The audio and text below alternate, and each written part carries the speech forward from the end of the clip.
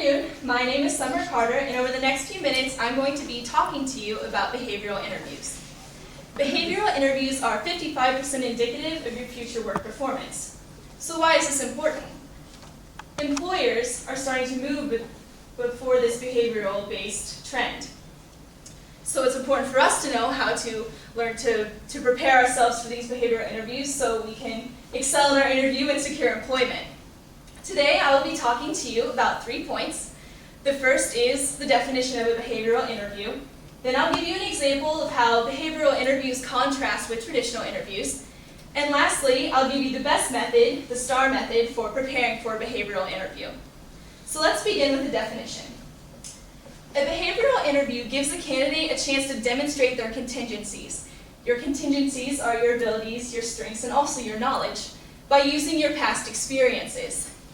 Basically, employers want to know not what would you do in a scenario, but what you have done. So let's go with an example. Behind me, I have placed a listing of traditional interview questions and then also contrasted them with the behavioral interview. I want to focus your attention on how you would handle an unsatisfied customer. Say in a traditional interview, I was asking Kwang Shik, how would you handle an unsatisfied customer?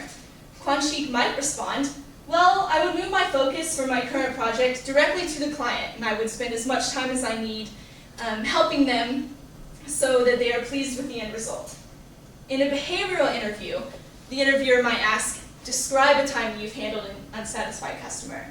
And then Kwang Shik would pull from his experience, maybe at Hyundai, to tell how he dealt with an unsatisfied customer. The interviewer would then use a probing question, which is a follow-up question, and mostly these are used to verify that Kwang Shik was maybe not lying in his response. A probing question for the question that Kwang Shik asked might be, how many hours did you spend with the customer, or maybe was the customer pleased with the end result? The point of this example is to show you that not only can you better demonstrate your contingencies in a behavioral interview, but you also can't fabricate an answer. It's much harder to tell the interviewer what they want to hear, whereas it's a little bit easier to do that in a traditional interview. So now we've covered the basic definition, and I've also given you an example of how these two questions in a traditional behavioral interview might be asked. Let's look at the STAR method.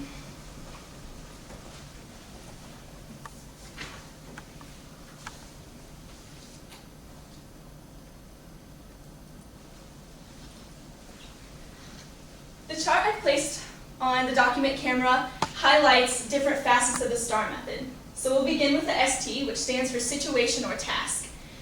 The point of this is to give your interviewer a good idea of the task that you were faced with, or maybe the decision you had to make, and you want to make sure you give a really good detail of that.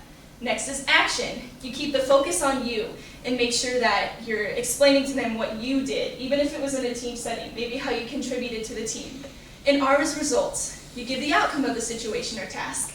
And again, to make sure that you put the focus on you and describe what you have done to advance the result.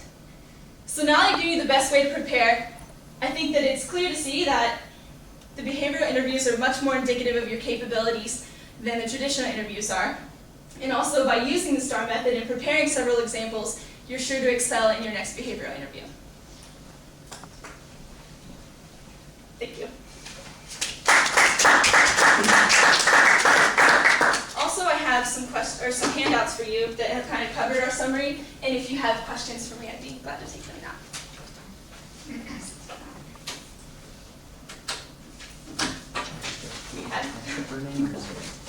Did you say an extra her name or my name? Yeah, it's always one sheet. Your name is on by the guy. Do you want to put her time by her name? Teresa.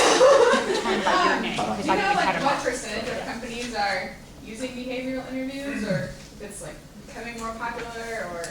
I really think it's becoming more popular. New data is coming out saying that it's 5% indicative, and then 10% of traditional interviews are indicative of your future work behavior. Not sure where the other 35% comes from, but as new data is coming out about this, employers are just kind of moving with the trend and switching. So an exact percentage I'm not too sure about. Jake. How big of a issue is it if you don't use one of these? I mean, is that a flag in terms of when you're in an interview to a recruiter? If you kind of don't use a method, or does that make sense? Is it So you're asking how common is it to use a behavioral interview, or? more of, is it a flag, a negative flag in their eyes, if you don't give your answer in a STAR method type of response? No, the STAR method is just basically a way to prepare yourself for it. It's Okay. just a suggested common way to do it. Some people are better at on the fly in an interview, and they know it's behavioral because they're asking you to describe or tell or give an example, that they can think of something fast enough. But commonly the STAR method is used just so you cover maybe the task and then what you did and then the result. So just a preparation method. Okay. Yes. What's the biggest mistake that a person makes during a behavioral interview, would you say? I think the biggest mistake comes in the action phase. Maybe not keeping the focus on you. Like if you're using a team example, you're not saying, you may say, oh, my team did this or my team did this, but the interviewer wants to know about you, what you did to advance the project or how you solved something in it. So I think that's where the biggest mistake comes in. Okay, thank you. Is that all the questions? Okay, thank you. Okay, now, Good afternoon. Thank you for allowing me to join you at your Chamber of Commerce meeting today. My name is Theresa Thigpen. For the next few minutes, I will be discussing the term benchmarking. As the market continues to become tougher, it is vital for your companies and organizations to find ways to improve. Benchmarking is one method of identifying potential opportunities to help you improve. During today's presentation, I will define the term benchmarking, walk you through the basic benchmarking process, and also give you some examples. So let's get started. Benchmarking is the process of comparing one aspect of your business or organization to the same aspect of a different business or organization. Some common aspects to compare are time, cost, and quality. Before we go into the details about benchmarking, let me give you a quick example. Let's say Sally recently opened a bookstore. During the year, she bought books from suppliers for $80. She then sold them to customers for $100. Therefore, she generated a profit of $20. Now, Sally might be thrilled that she generated this profit, but how well did she really do?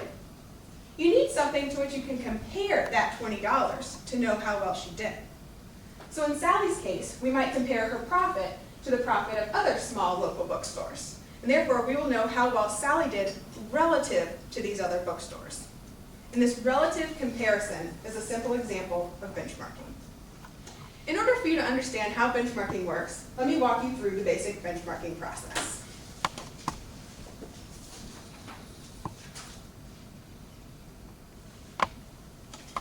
All right, the first step of benchmarking is to identify your problem area. So let's return to Sally's bookstore. During the year, Sally hears complaints from customers that she does not have the books they desire in stock. Therefore, her problem is that she does not have a satisfactory inventory. Step 2, you find organizations with similar processes. Sally might note that other small local bookstores are going to face the same issue of deciding which books to keep in inventory to satisfy their customers. Third, you determine the process leaders. So Sally might note that Joe's bookstore down the street constantly has customers leaving with books in hand. Therefore, she identifies Joe's as a leader in this area. She might call Joe to ask him if he has any tips about how to maintain this satisfactory inventory. Now let's say Joe is feeling friendly that day, and he tells her that he recently implemented this new customer survey table in his store to gather information and feedback from his customers. Next, you visit the best practice companies in order to learn about the leading edge practices. So Sally would actually go to Joe's bookstore and look at the customer survey table in practice. And seeing it in use would make it easier for her to then implement a similar process at her own store. Which leads to the final point, where you implement the new practices. Benchmarking is only beneficial if you take the knowledge that you've learned when you're looking at these other companies and then incorporate it in your own organization to make improvements. So in Sally's case, she might decide to implement her own customer survey table so that she will know so that she will understand the desires of her customers. So in summary, benchmarking is the process of determining how well your organization is doing relative to other organizations. After identifying a problem area, you can see how other organizations are successful in this area. You can then identify the leaders and incorporate some of their best practices to make improvements yourself. And I hope that all of you will take advantage of benchmarking in the future to make our business community stronger. And now, I will take your questions.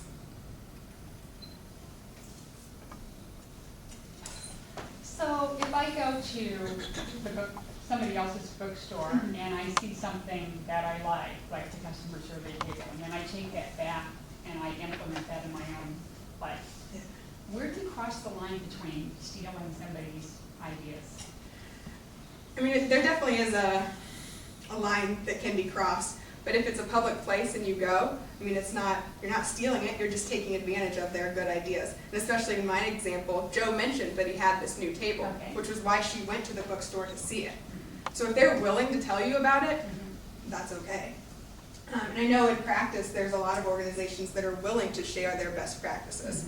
Organizations are proud of what they accomplish, and they want other people to know what they've done so well, so they're willing to share that information. Okay, thanks.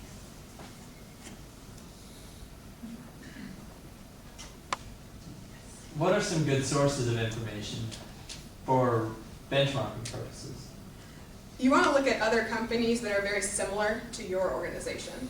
So if you're like, let's say General Mills, I worked at General Mills, you can look at other large food producing companies and see what they do. And that's common. You can call up if you have a contact at that organization, you can call them and just ask them about a specific process. There's not like, I mean, it depends on what information you want to gather. You know, every single piece of information is not going to be available on some source where you can go and look up, you know, what this company is doing for this particular item. So normally it's best if you have a particular contact. And then you can think of the specific items that you want to know, and then send them a list of questions and kind of do a personal interview to gather detailed information. Okay. Yeah. If you are only one in the industry, how can you benchmark from other industry? There is definitely that is a good point. If you're the only one in the industry, you have to find some other industry that's very similar. You won't be able to make an exact comparison, but there's still definitely some comparisons that you can make. You could see, okay, well, you know, this person has a little bit more of this, but that's okay. I can still kind of relate and see how I'm doing relative to them. So it won't be an exact comparison, but you can still kind of ballpark where you fit. Any other questions? How long, in your experience, you've done this before, about how much time is involved to go through the entire, well, not really the implementation because that's different, but to gather the information and, you know, that type of thing? Right. I know last summer I was at General Mills, and my project was kind of determining a recommendation for General Mills, and so I had to benchmark with many other companies. So in probably the period of time of 1 month, I kind of identified what practices were going on at General Mills, and I decided, okay, who can I contact that would be good for this? And then I formulated my questions, and then contacted them, and then kind of thought about, okay, what did they say? Would those be implementable here? Kind of that give and take. So probably 1 month for that. Okay. But if it's a large scale problem, it might take a lot longer. You know, if you're not sure what your problem area is, you have to spend a lot of time analyzing what's really going on at this company, that could extend the time frame. Okay, thanks. Any other questions? All right, well, thank you for allowing me to join you. I have prepared a handout for all of you about benchmarking, and if you have any further questions, my contact information is provided.